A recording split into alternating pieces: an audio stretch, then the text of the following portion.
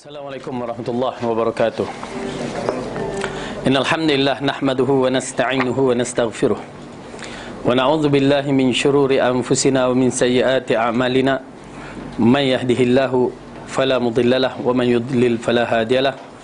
Asyhadu an la ilaha illallah wahdahu la syarikalah wa asyhadu anna Muhammadan 'abduhu wa rasuluh. Amma ba'du.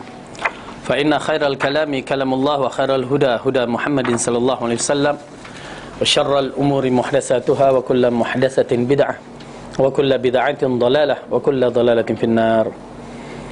Alhamdulillah, kita rafa'kan syukur kita kepada Allah Subhanahu wa taala yang mengumpulkan kita dalam majlis ilmu, yang telah memberikan kita kekuatan, keluangan masa untuk hadir dalam majlis yang penuh kebaikan ini. Apatah lagi pula kita mempelajari hadis-hadis Rasulullah sallallahu alaihi wasallam untuk kita beriman, beramal dengannya, untuk kita beristiqamah di hari-hari yang penuh dengan cubaan, ujian pada hari ini. Dan mudah-mudahan Allah berikan kita petunjuk dan istiqamah dan seterusnya memasukkan kita ke dalam syurga. Amin ya rabbal alamin. Alhamdulillah, pada hari ini kita akan cuba berbincang ataupun membahaskan kitab ringkasan Sahih Imam Muslim Ibnu Al-Hajjaj Al-Qushairi An-Naisaburi, yang mana kitab ini adalah kitab hadis. Para ulama dulu kalau nak belajar, ya, ibu-ibu, tuan-tuan dan perempuan, bukan senang. Terpaksa merentasi, ya, padang pasir, bukit bakau, semata-mata untuk duduk di halaqah ilmu. Tapi kita alhamdulillah tekan minyak sampai, ya. Kalau nak masalah kok parking je kita rasa, ya. Parking satu, nak masukkan duit parking tu, terlupa kelang kabut ke bawah. Baik. Dan ini di antara kemudahan yang Allah bagi. Apatah lagi dengan ada sistem-sistem komunikasi yang begitu canggih, yang mananya ianya boleh membawa kepada kemudahan kita menuntut ilmu. Tapi kalau kita tak juga menuntut ilmu, ya, teruk kita akan diseret mahkamah mahsyar, nanti akan ditanyakan. Kita akan bagi alasan jahil, tak ada masa, ya. Alasan itu semuanya alasan yang tidak bermanfaat di hari yang akan dikira amalan-amalan kita. Baik, sekarang kita masuk bab yang penting, bab yang ke muka surat 73, bab ke-67. Ya, betul ke? 68 67 68. Ustaz pun tak tahu, Ustaz ganti 67. Okey. Okey, 67. Babu yadkhulul jannata min ummatin Nabi sallallahu alaihi wasallam 70,000 bighairi hisab. Satu bab yang membicarakan akan masuk syurga dari kalangan umat Nabi sallallahu alaihi wasallam sebanyak 70,000 orang dengan tanpa sebarang hisab. Ya. Ini satu bab yang agung, bab yang besar. Mana ke poster tadi? Ada tak poster, minta satu? Minta tanya dia ada tak? Bab akan masuk syurga di kalangan umat Muhammad, umat Nabi sallallahu alaihi wasallam, 70,000 orang dengan tanpa sebarang hisab. Tuan-tuan dan perempuan, ini merupakan satu bab yang agung, yang perlu kita cubakan juga diri kita.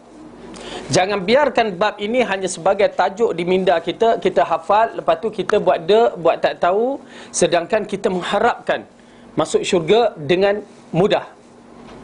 Kerana nak masuk syurga bukanlah satu perkara mudah. Dalam beberapa perkara, nak masuk syurga memerlukan iman yang betul. Usul, ya, kita tekankan bahawa iman, akidah kena betul. Dalam 73 golongan yang Rasulullah kata, yang betul satu itulah yang kita kena pelajari betul-betul, supaya akidah ini terpacak dalam hati kita dengan kekuatan yang betul-betul kuat dan kefahaman yang betul-betul tepat. Lepas tu dah ada. Oh, ini English. Itu Malay. Itu Malay. Kak Zarah Malay ke? Malay ke English? Oh, English juga. Okey. Tak apa. Bak sini Kak.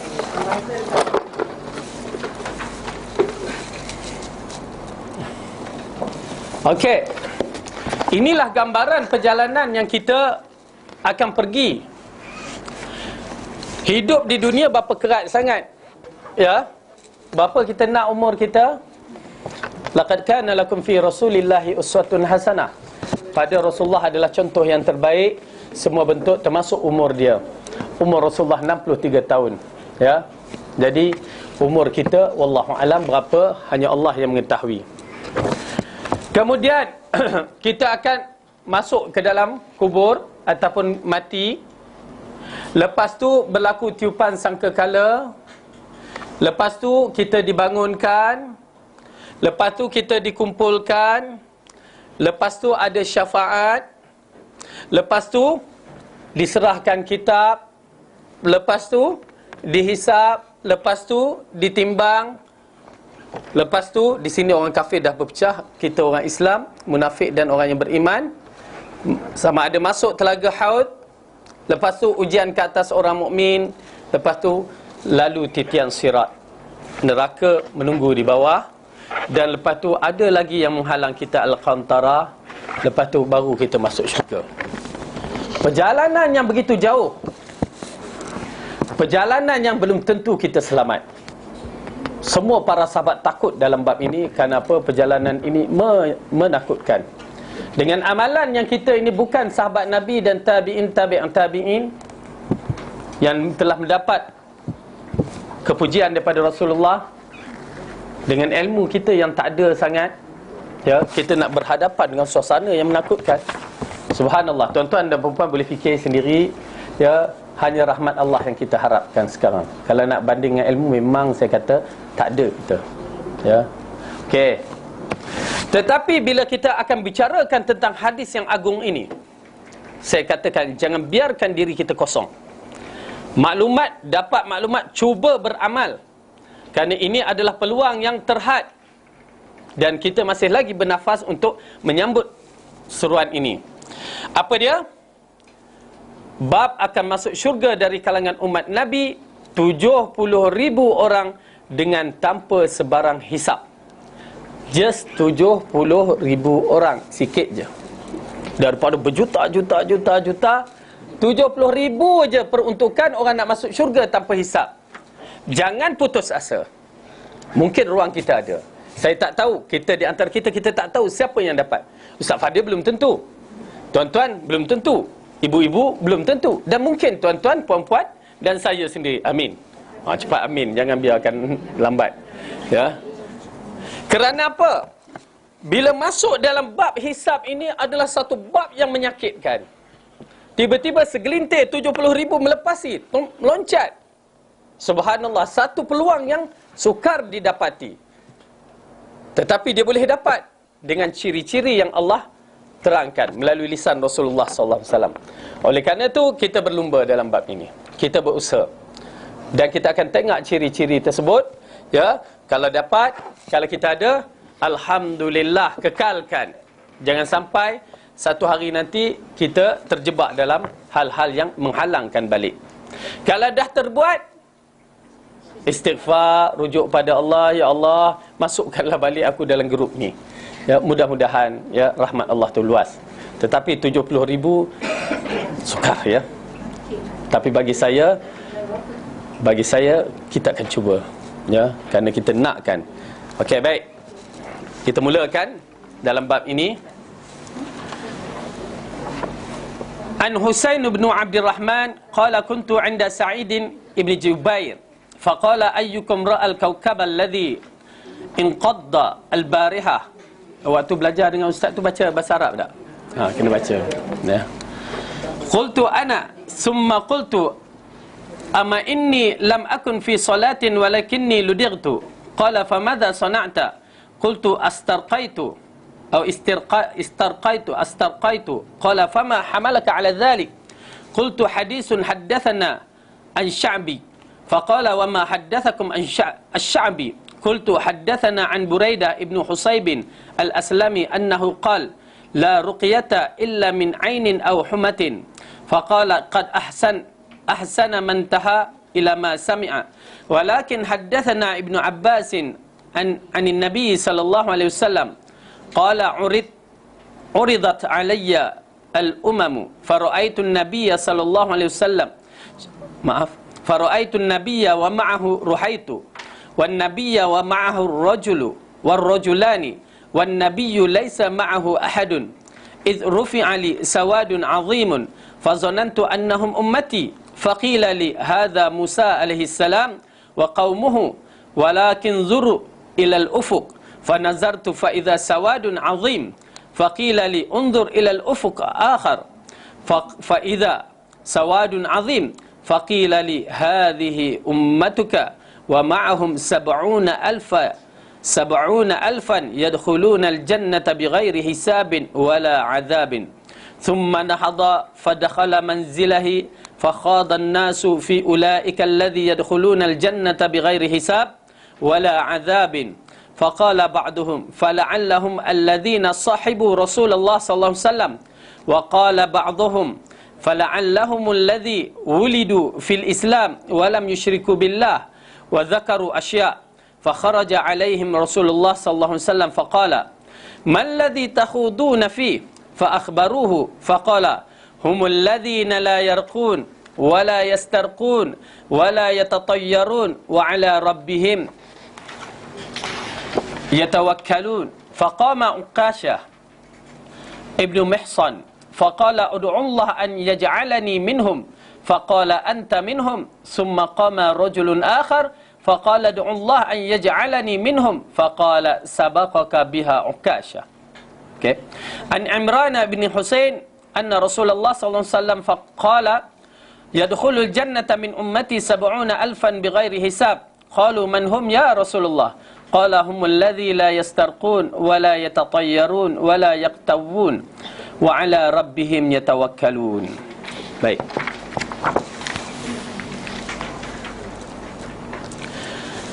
Daripada Husain, ya, Sad bukan Sin, ya, Sad, Husain bin Abdurrahman. Beliau berkata, aku dahulu di sisi Sa'id ibn Jubair.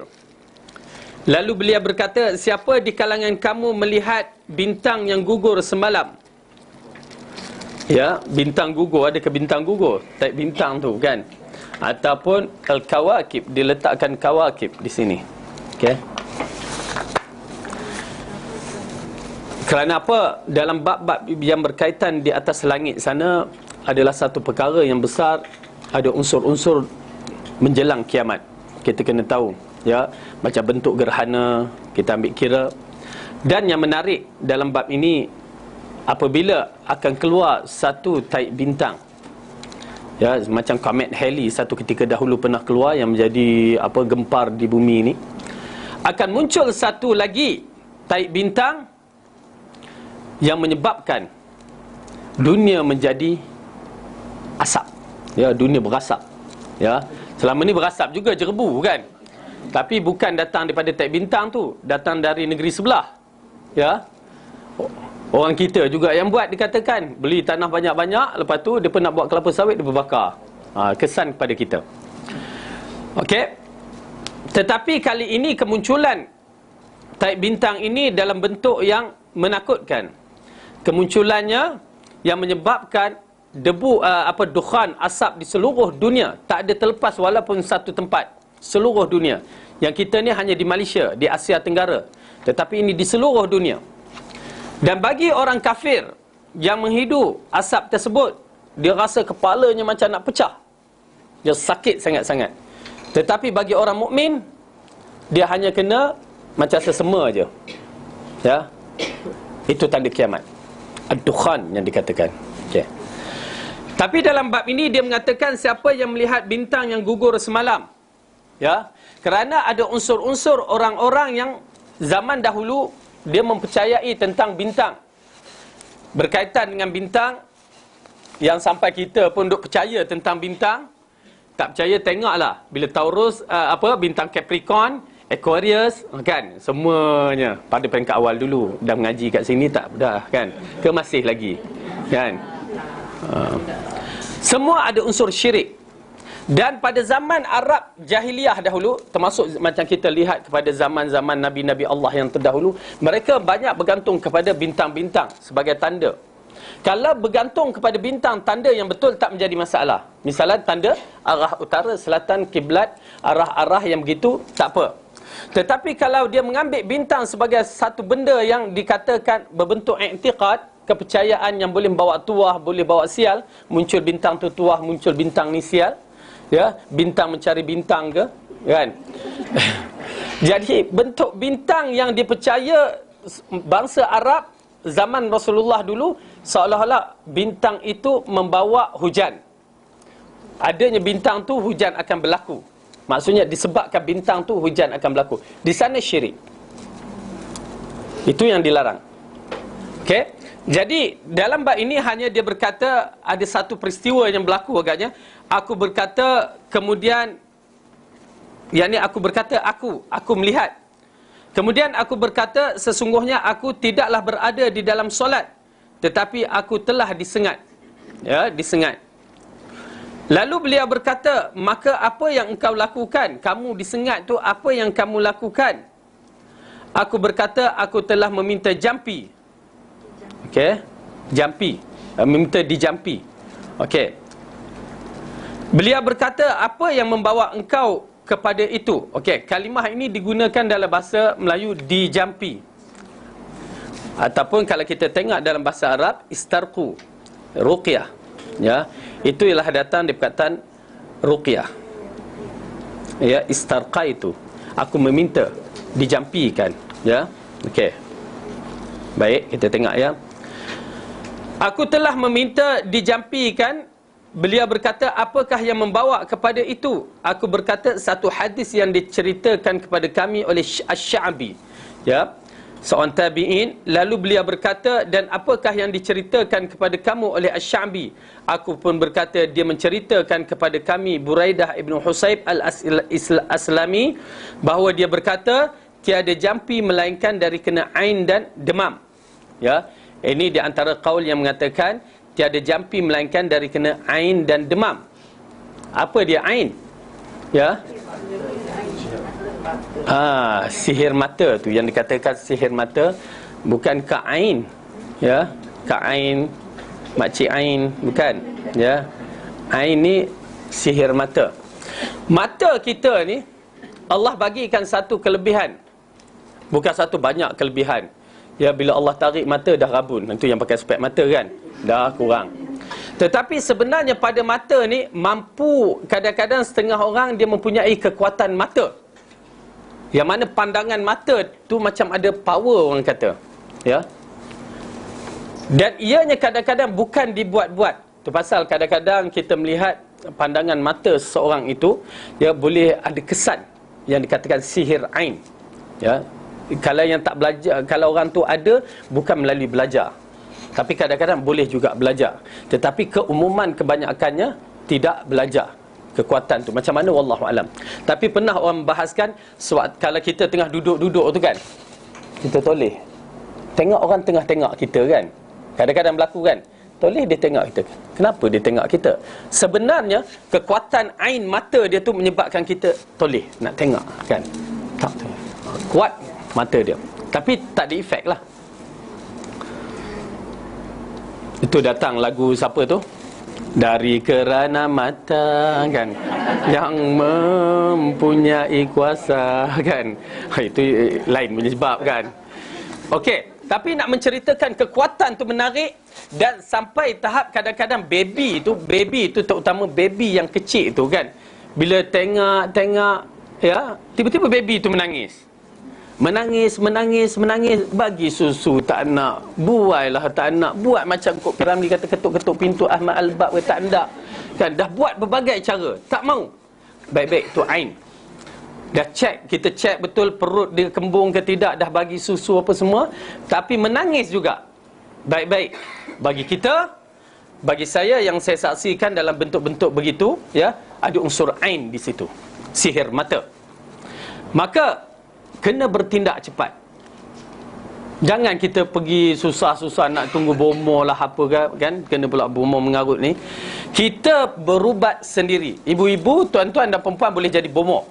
Jangan jadi bomok. Jadi apa nak sebut dia? Bahasa Malaysia bomok lah kan. Tapi nanti jadi tukang sihir pula. Mula bawa kelapa, tak ada kelapa, botol air pula nak jampi macam tu kan. Okey, boleh. Kita boleh mengubat anak-anak kita, cucu-cucu kita ataupun kawan-kawan kita kalau kena ain. Senang aja perubatan ain ni. Senang sangat-sangat. Tak perlu panggil siapa-siapa. Nak ada ilmu tu? Alhamdulillah. Keluar je. Santaklin jadi bomok mereka. Baik. Pasal ianya berlaku 2 kali pada pengalaman saya. Ya, apabila seorang tu, budak tu dalam umur 4 tahun. Ya, saya dapat telefon dalam pukul 11 malam. Dia kata, tolong ustaz, ya, anak saya menangis. Start daripada maghrib tu sampai pukul 11 tu lah. Tak henti-henti. Dah buat, dah check apa semua, kok luka sakit ke apa, tak ada. Dia mengamuk je. Ya. Okey, tak apa Syekh. Entah, cuba buat ni. Ambil air, baca Al-Fatihah. Buatlah 3 kali. 3 kul. 3 kali. Tahu kan 3 kul? Bukan kul malikul hakul apa. 3 kul. Lepas tu ayat kursi 3 kali. Ayat akhir surah Baqarah, 2 ayat akhir Amanah Rasul tu 3 kali. Surah Saffat 1 sampai 10 3 kali. Surah Jin 1 sampai 9 3 kali. Oh, melaju ustaz ni. Ustaz ni macam tak nak bagi je. Okey. Surah Saffat 1 sampai 10 3 kali. Surah Jin ayat 1 sampai 9 3 kali. Kau nak tambah lagi surah, ayat surah Baqarah ayat 102. Al-Baqarah 102. Buatlah 3 kali. Nak buat lebih lagi baik kan. Saya suruh dia baca, letakkan air tu, baca dalam baldi, ya, baca. Dia baca. Anaknya marah. Walaupun tak reti bahasa, marah. Lepas tu dia bawa mandi, pegang anak tu meronta-ronta, bawa mandi, jiro, dia gigit tangan saya, ustaz, dia gigit. Saya tahan, saya jiruskan juga. Mandi. Setengah jam lepas tu tidur tu.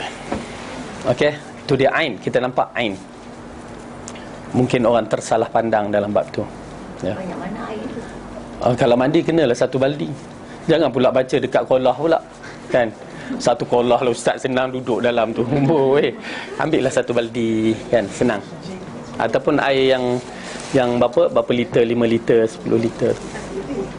Mandi ya. Mandi, ingat tu, mandikan dia. Mandikan. Kerana pandangan mata tu kita tak tahu dia menuju. Kerana terutamanya dalam kisah-kisah yang begini, pandangan mata terutamanya macam orang asli kan, orang yang duduk pendalaman, kekuatan tu ada. Ya, kekuatan tu ada. Maka berbahaya bila sampai tahap yang dicerita oleh Abu Bakar Al-Jazair. Dia cerita macam mana orang Badui tu, dia tengok dinding ni lama-lama berkulat dinding ni. Ya, dia jadi tumbuh benda-benda. Jadi di situ ada unsur-unsur sihir mata. Kadang-kadang dia tak tahu. Ya. Oleh kerana tu, hukum sihir mata jangan dikata macam hukum ahli sihir. Bantai kita nak pancung kepala dia kan. Tak boleh. Hukum sihir mata kadang-kadang dia tak tahu. Tengok baby, alah comelnya, gedebab, tembam. Jangan macam tu. Ya, ucap Masya Allah kan, lapikkan dengan kalimah-kalimah yang baik. Begitu kedudukannya. Okey? Ya. Kalau ada macam ada budak, dia boleh nampak, dia boleh sebut nama orang. Dia nampak kan. Kalau dah tengah-tengah malam budak tadika tu pandai apa kan, kalau dia dah sebut tu betul tu ustaz. Wallahualam. Saya tak berani nak kata apa-apa. Ya, cuma kita nak bagi tahu tentang itu bentuk-bentuk di antara bentuk-bentuk yang kita nak nampak menyelesaikan masalah ain yang dikatakan. Lepas tu seorang PJ pun, orang Shah Alam pun begitu juga. Saya bagikan jalan macam tu. Alhamdulillah. Biasanya ain ni berlaku pada budak-budak mudah kesan dia. Ya. Pada mak budak, kakak budak, itu ain yang saya lagukan tadi. Okey? Baik. Ustaz boleh jelaskan yang Ustaz bagi ni? Ya. Ayat itu semua untuk bagi dekat saya, contohnya kalau yang Okey, ayat yang saya bagi itu tadi juga boleh kita nak keluarkan jin untuk berbicara. Bukan keluar jin terus, kan? Nak tahu dia ni ada ke jin ke tidak, kan? Kita pun baca. Ya, kita pun baca. Maka bila kita baca, pernah satu ketika saya baca pasal dia ni sakit. Lepas tu dia pergi, dia sampai, saya kata check specialist. Dia check specialist sampai ambil air tulang belakang, nak kesat, maaf kata, keluar darah ikut hidung dan bawah, kan. Dia check, doktor kata tak ada apa-apa. Lepas tu kak kata, panggil saya, cubalah tengok ustaz. Okey, boleh kita tengok, kan. Tapi bila kita baca, saya baca semua ayat-ayat tersebut habis sampai ayat surah Saffat. Was-saffati saffa, kan, kita baca. Dia gelisah, kan. Dia mula macam tu. Kita kata dah, itulah ayat tu kena, kan. Lepas tu kita diam. Kita baca pada surah jin pula. Tak ada apa-apa. Lain surah tu ayat tak ada apa-apa. Ulang balik surah Saffat, mula dia bergerak macam tu. Saya stop, tanya kak macam mana? Rasa tak sedap, kan. Rasa tak sedap, dia kata. Tak sedap rasa badan. Lepas tu saya, seorang kakak tu dia duduk di sebelah dia, kan. Pasal saya tak bawa orang, kan. Saya kata, kak, kalau apa berlaku, kak tolong pegang dia. Kak tu kata apa? Ustaz, saya pun rasa tak sedap. Sudah, kan. Dua-dua. Bila saya tengok dua-dua, tak boleh ni. Jadi saya stop, kan. Kita tak boleh nak sambungkan baca. Lalu saya kata, dia ada masalah jin, kan. Jadi dia pun, yalah, dia malu agak dengan saya. Tak apalah, terpulang nak rawat dengan siapa, mungkin saudara mara dia. Tapi saya ingatkan, jangan buat syirik, tu je. Jangan pergi kepada bomoh-bomoh yang ada unsur syirik. Tapi alhamdulillah dah sembuh dah, kan. Cuma nak ceritakan, dalam ayat-ayat tu, InsyaAllah biasa kalau kita baca dalam 15 minit, ya, kalau orang tu ada jin, dia akan berbicara. Dia akan keluarlah nak bercakap, "Oi, apa ndak?" Gitu, kan. Jangan, "Oi, apa ndak Allah, aku tak suka ni." Jangan. Ya, pasal kita dah jemput nak bicara, nak keluarkan, nak pastikan, jangan takut dengan dia. Ya. Itu pertama, jangan takut dengan dia. Jangan syok pula dengan dia. Kalau syok pula dia, kita pun mengajak bersembang. Siapa nama, duduk mana. Ya, duduk dalam tubuh orang ni lah. Ya ke? Lepas tu, jangan bawa cerita. Kata keluar, tu je. Sama ada kalau kamu orang kafir, masukkan Islam, jin kafir, masukkan di Islam. Tak nak keluar daripada tubuh badan ni. Senang je. Jangan pergi buat cerita macam buku yang pernah kita tengok, Muhammad Isa Daud ke apa, bercakap dengan jin, ya, kerajaan Dajjal di Bermuda Triangle tu. Kita kata tak kena, ya, bukan itu cara dia. Okey, baik. Kalau itu tak ada mandi lah, baca. Itu baca je, tak ada mandi. Kena urutan ni lah. Boleh, tak urutan pun tak apa, berurutan pun boleh. Dan kadang-kadang kita tengok dalam bab ruqyah ada bacaan-bacaan yang lain, tapi pastikan bacaan-bacaan Quran dan cara tu cara yang betul. Setengah orang, ya, yang kita tengok macam bomoh tu, dia baca surah Yasin, kan, tapi alat-alat digunakan kelapa, teropong, kan. Benda yang tak kena. Okey, baik. Jadi dalam bab ain ataupun demam, dua perkara ini digunakan dengan ruqyah. Saya nasihatkan apa, kadang-kadang mungkin tuan-tuan dan perempuan tidak terjun dalam bidang ni secara mendalam. Macam saya ni, saya terus terang saya katakan, saya ni cucu bomoh. Cucu bomoh, tapi saya bukanlah bomoh, kan. Saya bertentangan dengan tok saya. Disebabkan tok saya ni dikatakan ialah dia mahir dalam bab-bab ni, tetapi dalam unsur-unsur bentuk khurafat. Ya, kalau misalan dalam program, misalan biawak masuk rumah, kan, apa lagi, ular masuk rumah, kan, dia anggap sial, maka dia akan buat acara-acara yang mana kita lihat tidak bertepatan. Ya, tapi ialah tu orang tua, kan. Tapi sebelum saya ingat lagi, lepas dia balik haji, sebelum dia mati tu, sewaktu saya pergi ke majlis kenduri tu, kononnya biawak masuk rumah, buang sial. Macam mana dia buang, kan? Pertama, sediakan telur 3 jenis, 3 warna, putih, kuning, merah. Pulut dikepal-kepal macam telur 3 warna, putih, kuning, merah. Okey. Lepas tu sediakan kain hitam. Itu unsur-unsur jin belaka kalau kain hitam. Lepas tu kemian. Lepas tu air yang diletak dalam mangkuk serta satu daun macam bentuk kipas tu dia letak. Dia bacalah mentera, apa bacaan dia saya pun tak tahu. Lepas tu dia buatlah acara renjis. Lepas tu ambil, wallahualam. Okey, perbuatan tu perbuatan yang tak kena. Tapi saya dulu kecil mana tahu, ikut aja. Start 10 tahun ikut. Pasal apa? Pertama dapat makan pulut ayam. Ya, kedua dapatlah habis acara 20 sen. Okey, tu kan. Tetapi sampai waktu besar tu, yang saya ingat umur saya dalam 17 macam tu, saya ikut tok saya tu. Itu yang dia kata, saya tengah duduk, kami tunggulah acara tu, tok saya cakap, ya, lepas dia balik Mekah, dia katakan, Fadil, sebenarnya apa yang kita buat selama ni tak ada apa-apa. Terkejut saya. Tak ada apa-apa, saya ulang balik. Tak ada apa-apa. Habis yang tok buat ni apa dia? Ya, ini dia, tuan-tuan dan perempuan, benda ni agak menarik, ya. Ni berkaitan dengan masyarakat yang kena tipu. Kan? Dia tahu benda tu tak ada apa-apa, tapi dah orang suruh tok buatlah. Subhanallah, dalam hati saya kan, orang yang banyak prasangkanya. Ya, tetapi dengan ucapan yang begitu saya respect tok saya kan. Maksudnya dia mengaku bahawa kalau tidak kita tengok bentuk tu bentuk syirik kan. Tapi bila dia mengaku benda tu tak ada apa-apa, mudah-mudahan Allah ampunkan dosa dia. Ya, begitulah. Ya, saya nasihat. Ya, saya menyaksikan. Pasal mak saya selalu nasihat, Fadil, baik-baik tok tu dia nak wariskan ilmu ni kepada kamu. Nasib baik tak diwaris. Tidak, saya pun duduk sini bomoh belaka kan. Ya. Ini di antara acara-acara yang berbahaya. Ya. Membahaya bukan apa, membahaya akidah. Ya. Okey. Dan banyak dalam bab-bab ni nanti, okey, saya akan terangkan mana tadi tentang ain dan demam. Penyakit ain dan demam. Mana tadi? Maka beliau berkata, sesungguhnya telah elok sesiapa yang sampai kepada apa yang dia dengar, namun telah menceritakan kepada kami Ibnu Abbas dari Nabi SAW, baginda bersabda, okey, dipamerkan kepadanya seluruh umat, lalu aku melihat seorang Nabi bersamanya sekumpulan kecil. Okey, rahtun, dikata ini ruhaitu. Ar-rahtun adalah sekumpulan kecil yang sebanyak 3 ke 10 orang. Okay. Rasulullah dipamerkan, digambarkan. Ini di antara perkara mukjizat yang dimiliki oleh Rasulullah sallallahu alaihi wasallam. Ya, dan orang-orang yang dalam cerita-cerita fiction misalan, kan, kadang-kadang dia tunjuk dah tak pakai skrin dah.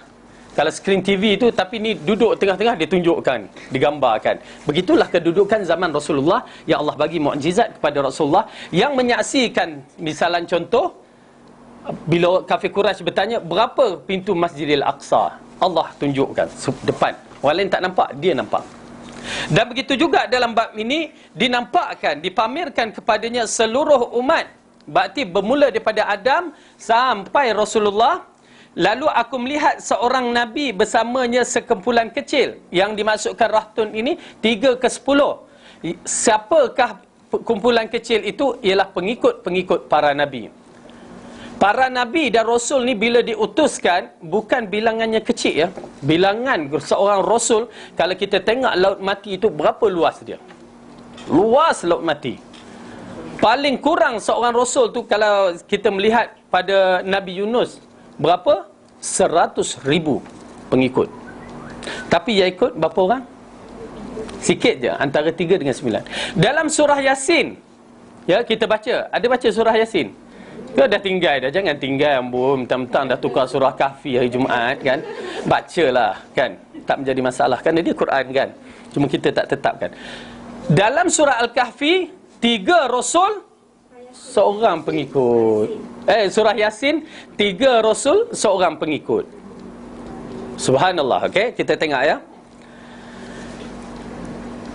Seorang Nabi bersamanya seorang dan 2 orang. Okey, seorang ataupun 2 orang pengikut. Adakah Nabi itu tak betul bila seorang 2 orang pengikut? Ya, tak. Tapi pengikutnya yang keras kepala. Okey. Seorang Nabi tiada bersamanya sesiapa. Ya, subhanallah, Nabi itu dah berusaha tapi tak ada pengikut. Ini menunjukkan begitulah orang-orang yang menyampaikan dakwah kena bersabar. Tapi yang penting bagi pendakwah kita ni ada satu masalah. Orang tak mau ikut bukan masalah apa agama tu, tetapi masalah akhlak dia. Ya, dia maki hamun, dia cakap kasar, dia buat cara kasar tak betul dan tak tahu yang mana perlu diutamakan, itu yang menyebabkan orang lari. Silaplah. Tetapi kalau akhlaknya mulia, cara berbicara, cara beradab, semua ya, agama disampai, insya-Allah, ya. Okey, baik. Tiba-tiba diangkatkan kepadaku satu rombongan gerombolan yang besar, lalu aku menyangka mereka adalah umatku. Bila ditunjukkan satu kumpulan yang besar, Nabi dah excited sangat. Dia menyangkakan itulah umatku. Maka dikatakan kepadaku itu adalah Musa dan kaumnya. Subhanallah. Nabi Musa dan kaumnya besar pengikutnya. Okey. Kemudian dikatakan kepadanya, lihatlah ke ufuk. Ufuk kat mana? Hujung kaki langit, ufuk, ya. Orang sastra pandai lah ni, ya. Ufuk timur, ufuk barat tu ufuk timur, ya, hujung kaki langit tu tengok. Maka dikatakan maka aku memandangnya, lalu tiba-tiba kelihatan satu gerombolan yang besar. Lantas dikatakan lagi kepadaku, lihat ke ufuk yang lain. Lalu kelihatan satu lagi gerombolan yang besar. Subhanallah, ya. Maka dikatakan kepadaku, inilah umatmu. Subhanallah, ya. Okey, ditunjukkan bahawa umat Muhammad banyak yang akan meneroka masuk ke dalam syurga. Ya, mudah-mudahan kita termasuk di kalangan ni, okey. Inilah umatmu, dan bersama-sama mereka terdapat 70,000 orang yang akan masuk syurga tanpa hisab dan tanpa azab. Subhanallah, ya. Ini yang kita nanti-nantikan, ya. Adakah kita, wallahu alam, dan kita tetap mengharap. Jadi 70,000 orang yang akan masuk syurga tanpa hisab dan tanpa azab. Maksudnya tanpa hisab. Bayangkan tuan-tuan dan perempuan, perjalanan mahsyar ni, ya. Pertama, jangan letak dalam minda kita macam berjalan di dunia ni. Ya, pada hari dikumpulkan, okey, Allah ubahkan wajah kita. Orang yang bermuka putih, orang yang bermuka hitam, masam, muram. Yauma tabyaddu wujuhu wa taswaddu wujuh. Hari yang diputihkan muka, hari dah dihitamkan. Di sini dah dipisahkan kafir dan muslim. Maka pada syafaat tentu orang muslim. Kemudian pergi waktu nak terima buku ni, ya, nak terima buku ni. Masalah perjalanan ini adalah satu masalah yang besar. Menanti di mahsyar satu masalah yang besar. Azab. Semua ni penantian di mahsyar, azab. Tetapi macam kita, lorong VIP ada, lorong tak VIP ada. Paling senang, siapa yang duduk di luar TTDI misalnya nak pergi ke mana tu, bila pergi melalui tol, dia berapa lorong? 1, 2, 3. Sama ada smart tag ataupun touch and go ataupun barislah kamu, kan, tunai. Dan begitu juga dalam perjalanan ni, bukan nak cerita macam itu bentuk, tapi ada yang cepat, ada yang lambat. Ya. Jadi yang cepat dia akan pergi cepat. Subhanallah. Tetapi yang lambat tu baris, macam touch and go, boleh lagi cepat sikit. Kalau dah baris, lepas tu ada kata ustaz naik motor lagi laju. Kan. Amboi, kan. Baik. Okey. Dia lepas tu satu persatu tu bukan senang tu. Tiba-tiba Allah ringankan azab dia sampai tang sini orang duk berkumpul untuk dihisap. Dihisap satu persatu apa yang ada pada kita. Ni ada kita kena hisap, ni ada kena hisap, jam ni ada kena hisap, semua kena hisap. Apa ada kat rumah lagi? Ya, mangkuk-mangkuk kecil yang letak dalam apa semua dihisap. Bukan tak hisap, semua akan dihisap. Tujuan apa? Ditanya. Ya, ya, kita ada alasan, alhamdulillah, kan. Tapi akan ditanya. Itu yang sahabat Nabi kata baik tak. Ya, ada yang tak ada apa-apa. Pasal apa? Miskin, orang miskin pada zaman Rasulullah di antara yang mendahului masuk syurga. Tak ada apa yang nak dihisap. Nak hisap kuali, periuk, talam nak makan, pinggan, tu je lah. Yang lain tak ada. Tapi yang kita ni, Masya Allah, tambah baju tu, tu belum lagi. Ya, sebelum raya, lepas raya, raya haji. Ya, dipavali pula. Raya apa lagi kita nak tak? Begitu kedudukannya. Dihisap satu persatu. Itu yang melambatkan kita. Tiba-tiba Allah bagikan sekelompok 70,000, tak ada hisap. Okey. Subhanallah, terus meloncat. Besar ni. Kesan dia. Okey, kita tengok siapa, kita pun nak tahu. Lepas Rasulullah menceritakan, kemudian baginda bangkit lalu masuk ke dalam rumah baginda. Ya. Maka orang ramai berbahas mengenai orang yang akan masuk syurga tanpa hisap dan tanpa azab tu. Jadi sahabat-sahabat tertanya, ya Allah, Rasulullah cerita macam tergantung. Siapa orang ni? Kan? Jadi bila cerita tergantung, jadi cerita tu syok sikit. Betul tak? Tergantung. Lah, kita nak tahu, tiba-tiba iklan pula, kan? Dah saat-saat akhir ada iklan pula. Okey. Jadi cerita-cerita tergantung begitu. Rasulullah bukan saja gantung. Ingat, ya? Mungkin waktu tu dia ada hajat ke apa, dia masuk ke rumah kejap. Kemudian baginda bangkit lalu masuk ke dalam rumah baginda. Maka orang ramai berbahas mengenai orang-orang yang akan masuk syurga tanpa hisap dan tanpa azab ini. Lalu berkata sebahagian mereka, barangkali mereka adalah orang yang mendampingi Rasulullah. Ya, mungkin mereka yang rapat dengan Rasulullah. Jadi bila rapat tu macam kita terlepas peluang, betul tak? Confirm terlepas peluang. Jadi itu pandangan mereka, tak apa. Kemudian mereka mengatakan lagi, barangkali mereka adalah orang-orang yang dilahirkan di dalam Islam dan tidak pernah menyekutukan terhadap Allah. Wow, kalau itu kita ada peluang. Kita lahir dalam Islam, tapi adakah kita menyekutu dengan Allah? Wallahu a'lam. Pasal kita tak tahu. Ya, kita belajar tak berakidah syirik, berkaitan dengan syirik? Ada tak belajar? Tu saya katakan belajar. Ya, kerana kita nak menyelamatkan kita daripada bab syirik. Pasal apa? Kita masih lagi, tak ada ustaz, saya tak ada buat tangkal-tangkal. Alhamdulillah, saya tak ada buat macam bomoh tu, tak ada. Alhamdulillah. Tiba-tiba rama-rama masuk. Ada orang nak datang ni. Sama juga. Pasal apa? Bila ada orang nak datang, ada keberkatan nak datang. Bila masuk binatang ni jadi sial. Samalah juga. Minum nak keluar minum. Nanti jadi apa nanti? Apa orang kata? Ya, kempunan kan. Pun belanggar. Kan aku kata dah tadi suruh minum, kamu degil. Dah syirik. Habis cerita. Itu pasal seorang ustaz tu kata, bomoh tu tak syirik.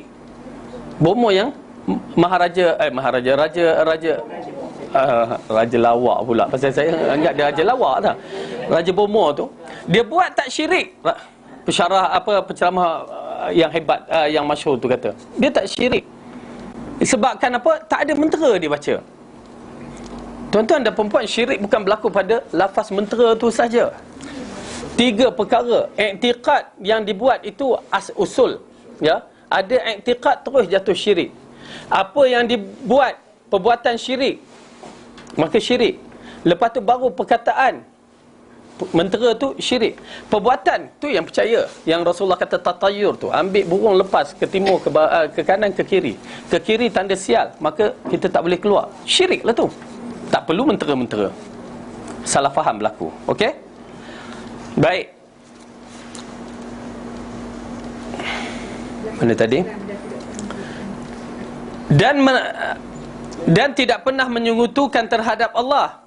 Dan mereka menyebut beberapa perkara, dan mereka buat andaian, ya, mungkin itu, mungkin ini, mungkin itu, mungkin ini. Maka telah keluar kepada mereka Rasulullah SAW, baginda bersabda, ya. Lepas mereka buat andaian tu, bisinglah kan, bising. Lepas tu Rasulullah pun keluar, lalu baginda bersabda, okey, dalam ni ada, apakah yang kamu berbahas mengenainya? Apa yang kamu bising-bising ni? Duk cerita apa ni? Lalu maka mereka pun memberitahu baginda, ya, tentang apa yang mereka cakap. Maksudnya kami berbincang, baginda mengatakan di kalangan umat ini akan 70,000 masuk syurga tanpa hisab. Jadi kami mengandaikan orang begini-begini. Lalu baginda bersabda, siapakah mereka itu? Mereka adalah orang yang tidak menjampi, yakni mengambil jampi. Yang ni orang yang menjampi, dalam riwayat ni menjampi dan tidak minta dijampi. Okey. Maksud di sini menjampi dan tidak minta menjampi ialah yang bukan cara sunnah, yang bukan cara Rasulullah ajar, benarkan. Ya, kerana ada cara-cara yang Rasulullah ajar. Maka kalau ikut cara Rasulullah ajar tak menjadi masalah. Macam mana yang berlaku pada sahabat Nabi, ya, dia keluar-keluar tu dia minta dijamukan, ya, minta macam dilayan sebagai tetamu di satu kabilah tu Badui. Mereka tak nak layan. Lalu tak apalah, mereka pun duduk jauh kan, apa yang ada lagi, duduk berasingan dari tempat tu. Tiba-tiba datang seorang wakil daripada Badui mengatakan, siapa di kalangan kamu yang pandai mengubat? Kan? Kerana apa? Ketua kami telah disengat, yang menyebabkan macam dah sesak nafas nak mati. Lalu sahabat Nabi kata, okey, kami boleh, kan? Pergi. Jadi pergi itu merawat dengan bacaan Al-Fatihah saja. Maksudnya ruqyah lah tu. Tiba-tiba dengan izin Allah baca ruqyah dengan Fatihah saja, sihat terus. Bila sihat tu, mereka bagi pula upah kambing seekor, kan? Jadi waktu tu mereka kata, boleh ke dapat upah ruqyah begini? Ya. Sahabat-sahabat tak berani nak makan. Tak apa, kita balik dulu. Ya, tanya Rasulullah. Bila tanya, Rasulullah kata, apa yang kamu gunakan ayat? Lalu kami hanya baca Fatihah saja. Baca Fatihah saja. Tak ada lain. Ya, tak ada lain, Fatihah saja. Kalau begitu, makanlah kau orang, bagilah aku sikit, kan? Maksudnya bagilah aku. Jadi boleh. Jadi kalau bentuk ruqyah yang begitu dibenarkan syarak. Terpaksa kita bila ruqyah tu, ya, kita bagi orang, bantukan orang yang telah berusaha untuk membaiki kita, kan. Tapi dengan syarat jangan pergi tempat ruqyah yang na'udzubillah min zalik. Okey, kita terangkan di sini. Mereka itu orang yang tidak menjampi dan tidak minta dijampi. Dua, yang penjampi ataupun datang nak minta menjampi. Okey. Yang ketiga, tidak mempercayai petanda-petanda sial ataupun tuah pada suatu benda yang tidak sepatutnya. Nanti kita akan terang dalam bahasa Arab wala yatatayyarun, ya, tatayyur. Tatayyur ini di perkataan tuyur. Tuyur ni burung. Orang Arab dulu sebelum keluar rumah, kalau tempat jauh nak musafir, dia ambil burung empati itu, dia lepas, zoom. Kalau empati itu terbang ke kiri, maka sial, tak boleh keluar. Terbang ke kanan, tuah. Ya, begitu kedudukannya. Macam mana orang Arab boleh fikir macam itu? Kalau dia tahu burung pati itu ramai kumpulan di situ, mesti dia terbang ke situ, kan? Nak terbang ke mana? Okey, tatayyur. Dan tatayyur ini kalimah yang dikatakan sial tuah tu, ya, dalam bahasa Arab digunakan dalam banyak benda, ya. Pasal dalam surah Yasin tu, golongan kafir itu mengatakan kepada para nabi, inna tatayyarna bikum, ya, kami kena sial disebabkan kamu, ya. Digunakan kalimah tatayyur. Okey. Dan kepada Tuhan mereka bertawakal. Okey, kita bacakan hadis dulu, nanti kita kupas satu-satu. Maka telah bangkit Ukashah bin Mihsan, ya, Mihsan bukan Mihsa di situ. Mihsan.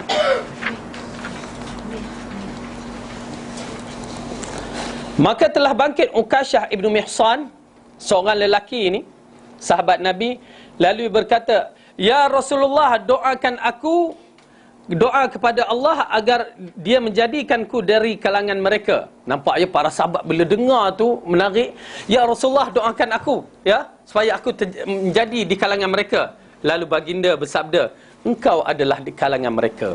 Confirm. Habis. Ukashah ibn Mihsan. Seorang dah tahu dah. Jadi dalam 70,000 tu dah tahu seorang. Tinggal 69,999 orang lagi. Siapa?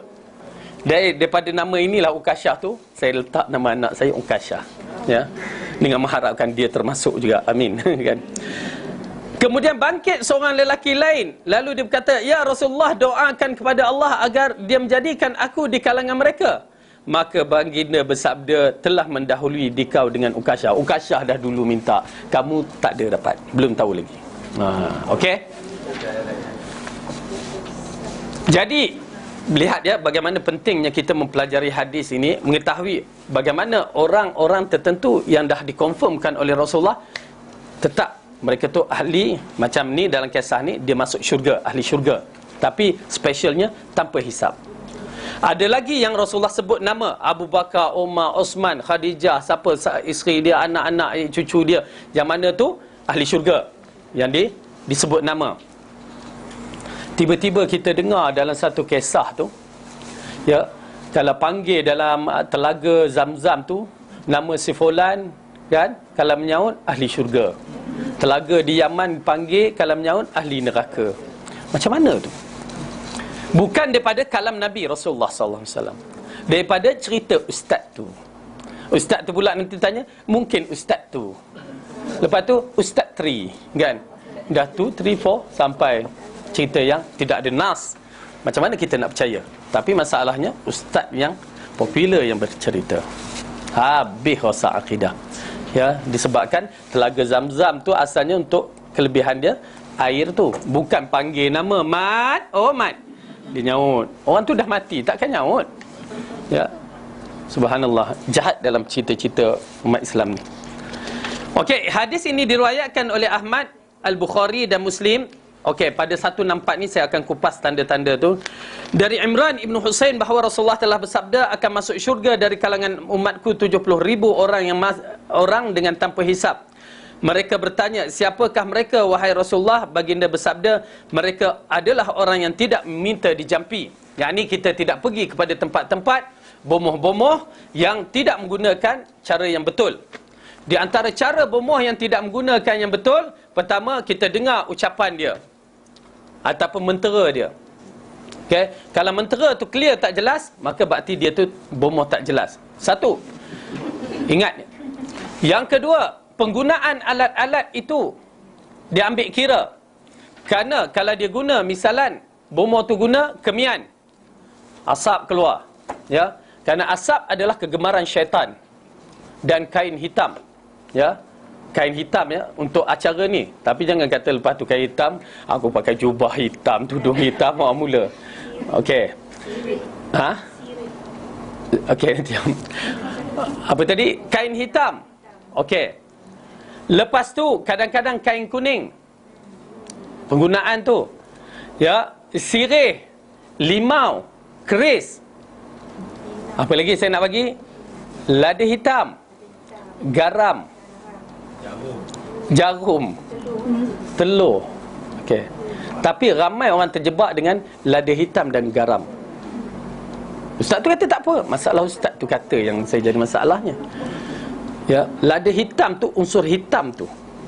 Lada hitam jin, dia kata jin takut. Tak takut jin. Jin kan? Lada hitam tu kalau diguna. Saya guna lada hitam ustaz, ambil minyak tenyih nak urut badan. Okey, itu kita kata tak apa. Sebab apa? Buang angin.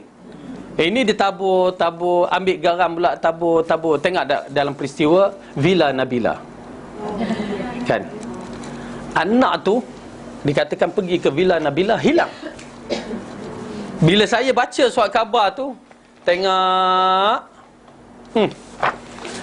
orang yang percaya terus kata disorok oleh orang bunian, jin dalam Villa Nabila. Kita baca, pertama benda-benda tu kita dah tahu. Khurafat apa semua masyarakat kita. Dikatakan dia pergi nak bertemu dengan kekasih dia gini. Okey, kita tengok ni dia pergi jalan kasih dia, orang kata dia hilang. Itu pada permulaan saya punya jangkaan. Mak dia datang dengan garam, tabur. Bayangkan, saya kalau macam mana budak tu memang kena sekeh dengan saya kan. Disebabkan kamu punya kerja, mak buat syirik. Sebab kamu pergi tidur rumah kawan kamu, tak bagi tahu mak bapak kamu terjebak dalam masalah syirik. Ya, gunakan garam, syirik. Nauzubillah min dzalik. Allah bagi petunjuklah kan. Garam berfungsi waktu bila? Masak, alhamdulillah, ya. Itu yang betul. Okey. Baik, di sini dikatakan tidak, wahai mereka adalah orang yang tidak minta jampi. Kita dah katakan perkataan, perbuatan, ya, alat-alat yang digunakan diambil kira. Lepas tu scan tu macam kita setengah orang kata ada yang scan. Kamu ada jin. 70 ekor. Ya. Betul ke? Saya tanya pasal benda ni keluar TV. Dia nak marah saya, marahlah. Saya kata betul. Tak betul benda ni. Allah kata dalam surah Al-A'raf, kita tak nampak dia, dia nampak kita. Tiba-tiba dia boleh kata 70 ekor. Apa ni penipuan dibuat? Itu pasal siapa yang beriman dengan kalam Allah, dia akan nampak benda ni. Kalau saya nampak jin, berarti kalau dia kata dia nampak jin, dia tu penyakit, bukan dia yang tukang ubat. Dia kena ubat diri dia. Scan diri dia balik. Tahu. Okey, Kak, orang cakap tu ustaz, yang saya bicarakan Al-Quran. Al-Quran kata, buka surah Al-A'raf, kita tengok, kita challenge ustaz tu.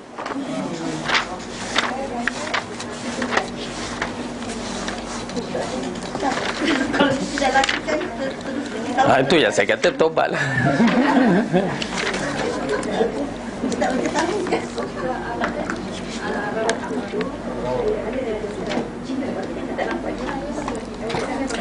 Surah Al-A'raf, surah yang ke-8, 7, juzuk ke-8, ayat yang ke-27.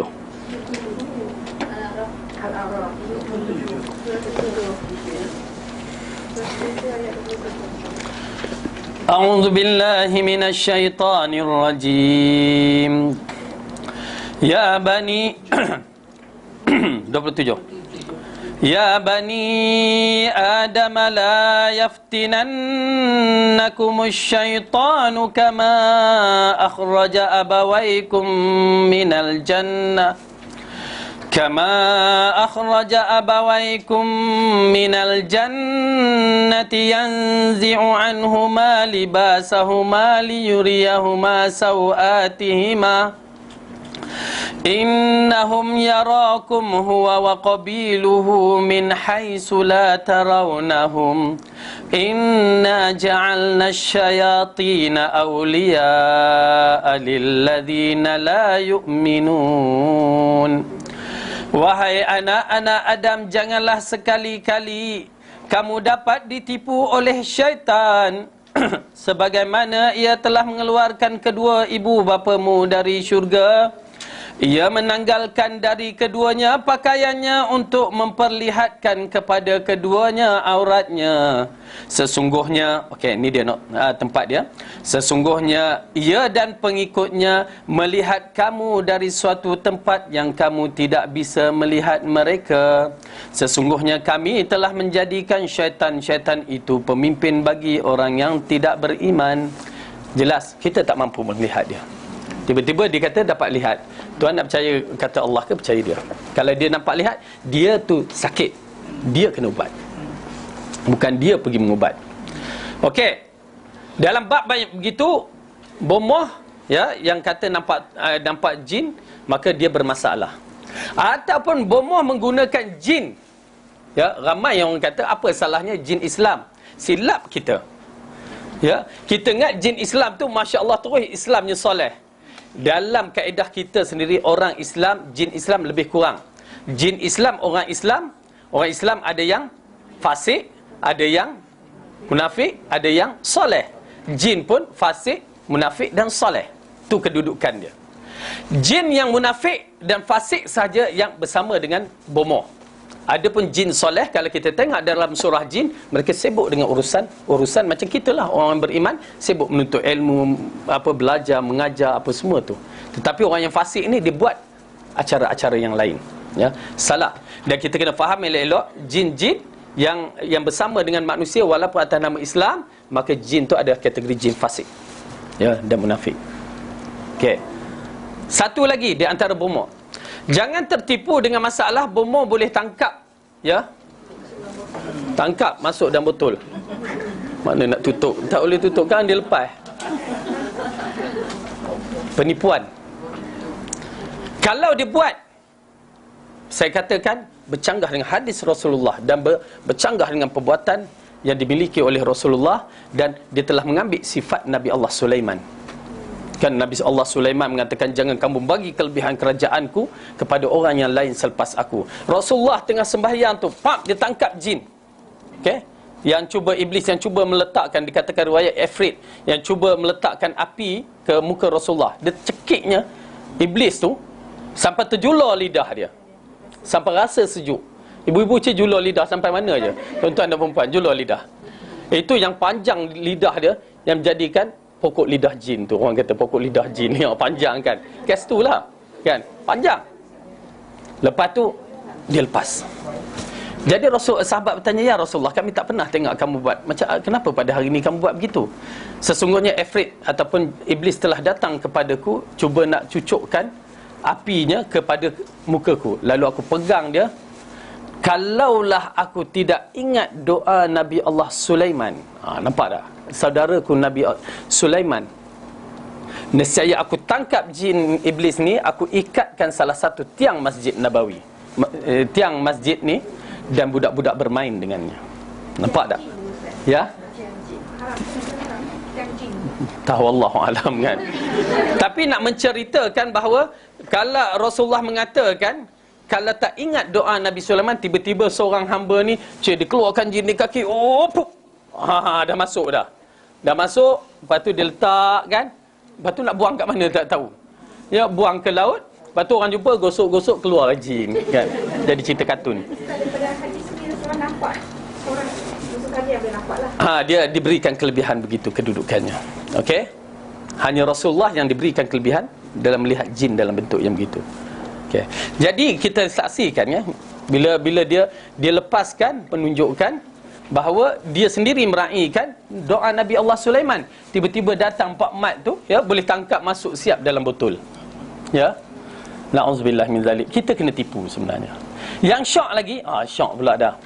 Satu bah tu dia letakkan jin. Pernah dengar kan? Dan dihantar ke nun kat Genting Highland ke mana ke, Janda Baik ke apa ke, ya, nak dilepaskan sana. Tuan-tuan dan perempuan, jin tak perlukan bas kan? Jin tak perlukan bas. Jin boleh pergi sendiri dengan terbang ke, ada berbentuk cara dia. Cukup riwayat hadis mengatakan, apabila iblis ataupun syaitan itu mendengar orang azan, dia akan lari sejauh-jauh, dia terbang sejauh-jauh sampai terkentut-kentut, ya, sampai satu tempat yang mana dia tak dengar azan. Ya.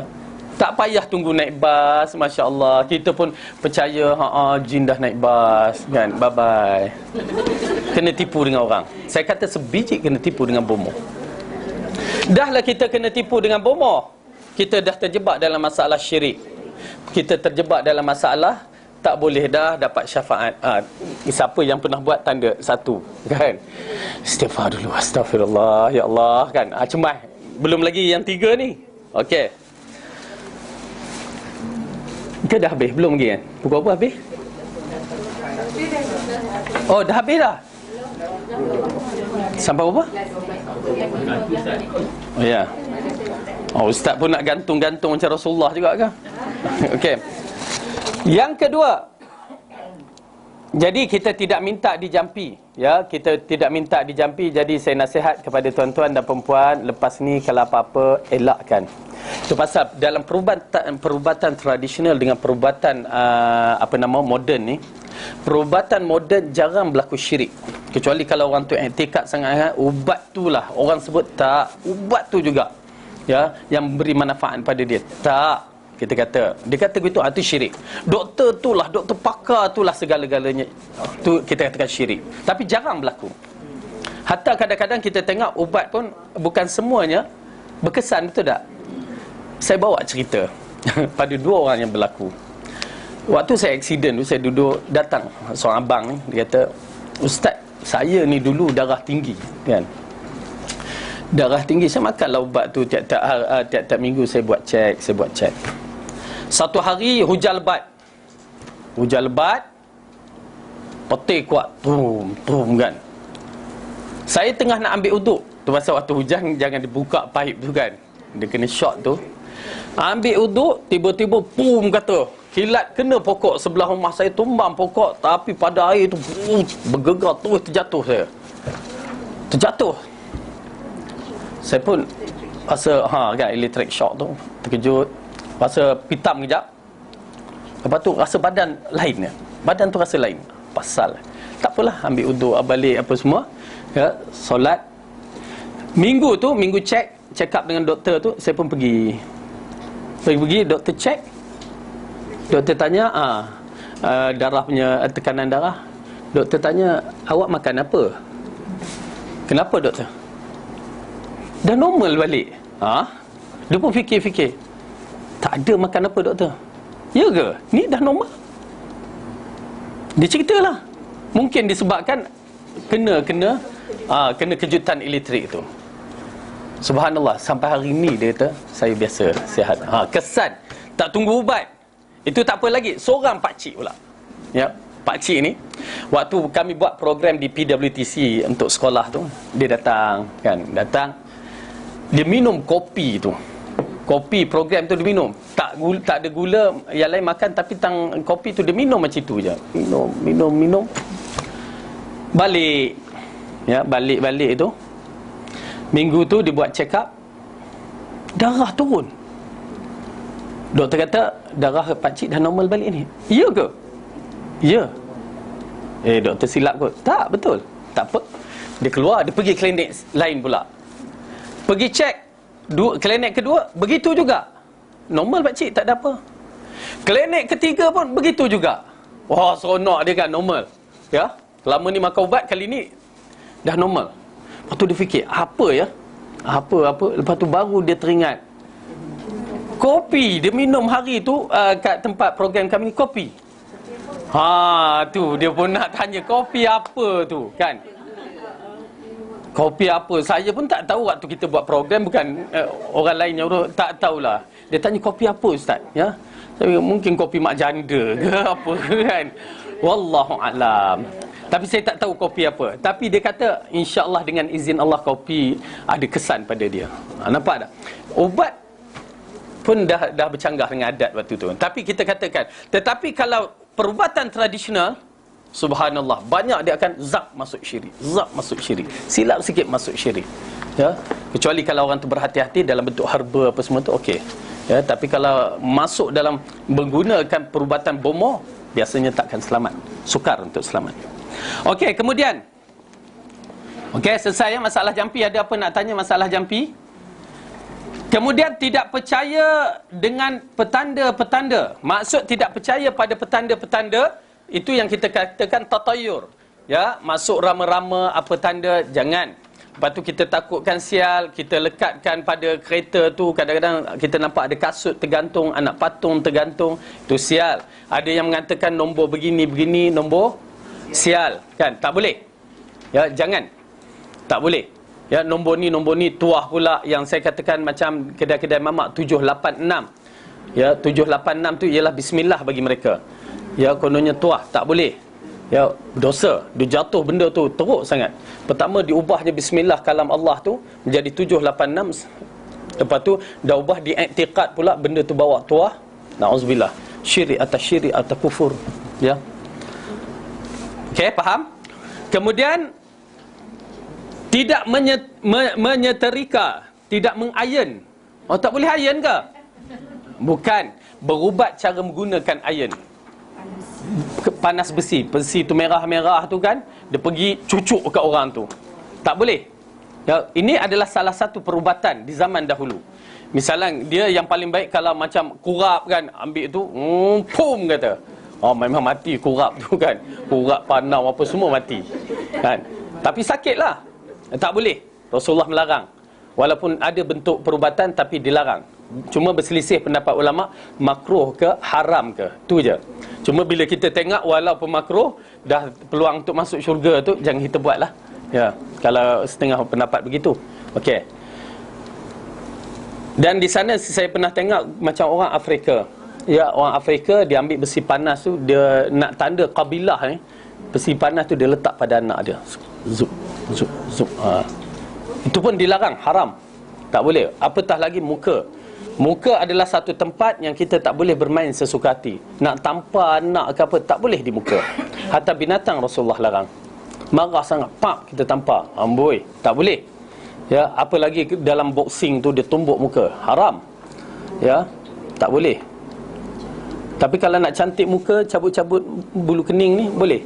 Alhamdulillah, ibu-ibu faham semua. Selesai masalah besar tu. Ya. Baik, pasal orang lelaki tak cabut kening kan? Cabut uban je kot.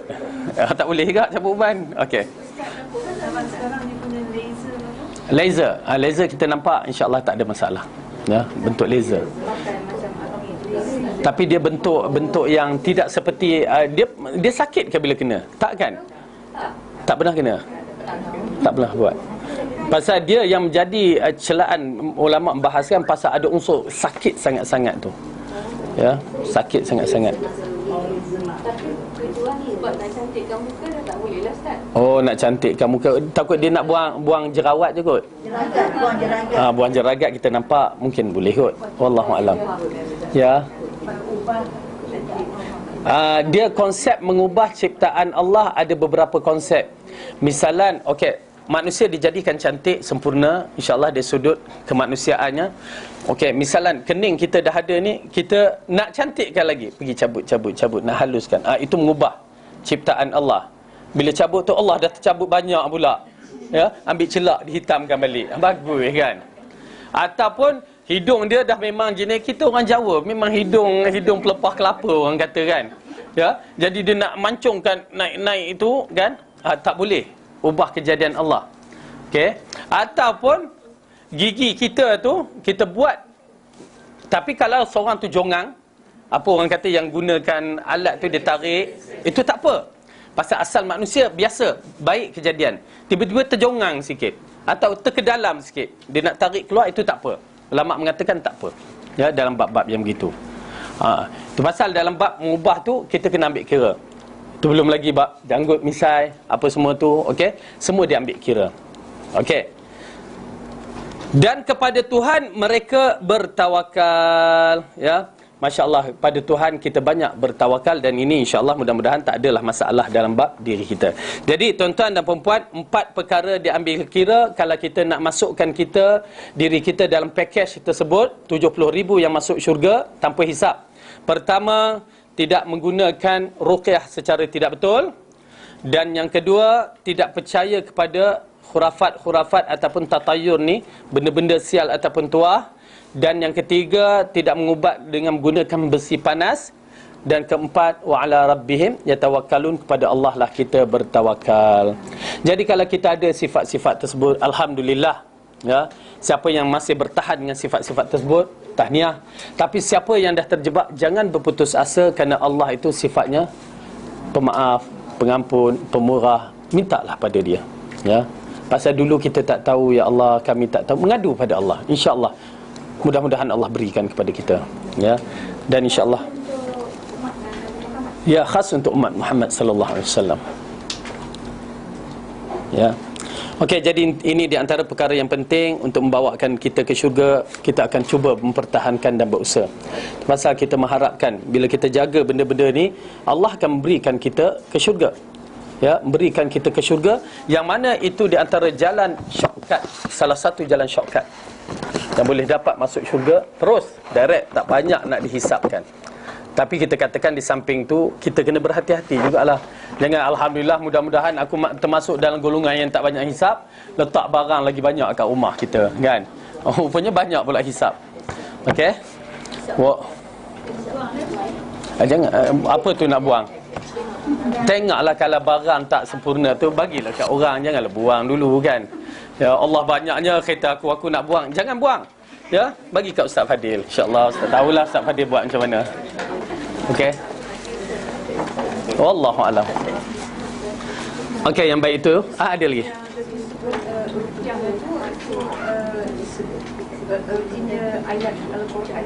Ya, ruqyah. Dia okey, konsep ruqyah ni kita melihat pada ayat Al-Quran dan Al-Hadis, dan kalimah-kalimah tayyibah, kalimah-kalimah yang baik. Misalan kita tak boleh bahasa Arab, bahasa ni mungkin kita sebut ya Allah tolonglah dia, macam bentuk-bentuk yang begitu. Allah tolongkan dia, sembuhkan dia. Itu kalimah yang tayyib, tak menjadi masalah.